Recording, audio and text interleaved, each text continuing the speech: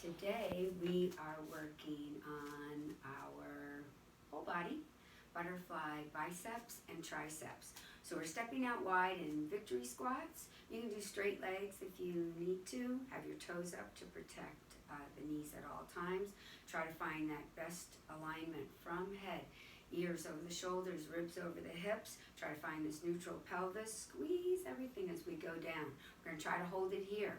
Roll those shoulders onto your back. Squeeze the arms into the sides of the body. This is the inhale, and as we exhale, we're going to come up. Inhale, going down. Exhale, squeeze to work the biceps. To switch it into the triceps, this is now the inhale. As we exhale, we press down. Inhale, coming up. Make sure we don't break at the wrist. Exhale, press down. You want to work a little bit harder, you would raise your arms away from the body.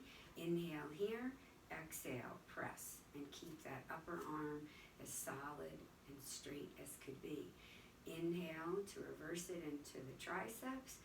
Exhale, press out and down without locking out the elbows. Inhale, one more for the triceps. Exhale, press down. Namaste.